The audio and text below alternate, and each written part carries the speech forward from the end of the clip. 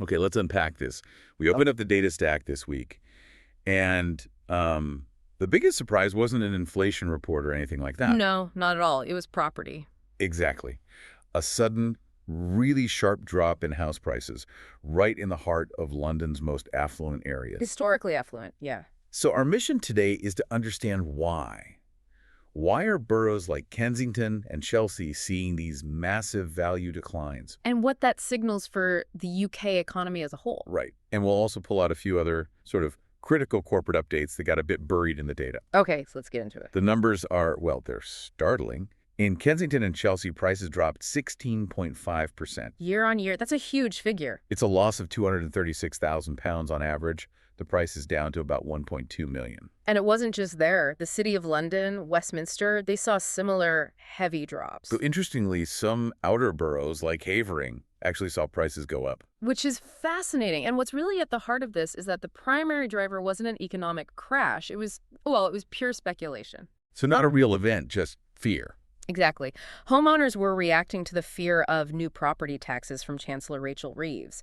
That alone was enough to weigh so heavily on these high-value properties. But wait, a 16.5% drop? That's a catastrophe for anyone's equity. Are you saying the actual tax wasn't as bad as the threat of it? In essence, yes. The Chancellor opted against a really sweeping wealth tax, but did introduce an annual levy for homes over £2 million. The so-called mansion tax. That's the one, and it's the annual nature of that charge that seems to have caused this sort of preemptive rush for the exit among some owners. So for potential buyers, this completely changes the game. Oh, absolutely. As one source put it, this is the window buyer have been waiting for. You've got choice, leverage, and a bit of stability finally back on your side. So does a slump in million-pound properties really matter to the average UK homeowner? Or is this just, a problem for the wealthy?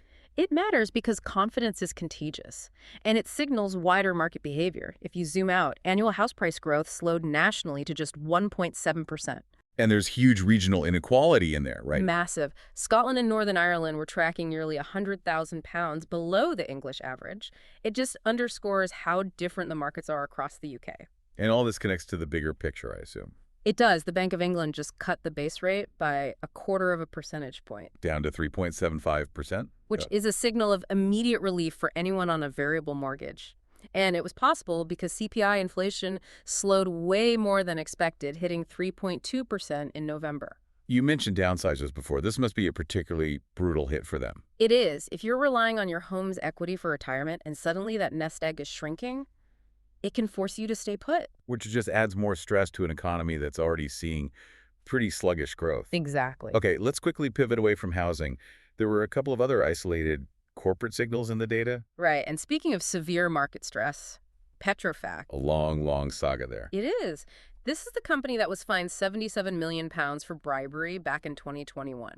And it just culminated with them losing a massive $13 billion offshore wind contract. Which led directly to the holding company filing for administration and 180 layoffs.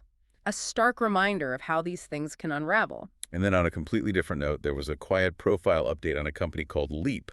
A Dubai-based fintech. Just 7 staff, still in the pre-seed stage. A real contrast to the corporate collapse we were just talking about. So let's try to synthesize all of this for you. What have we seen?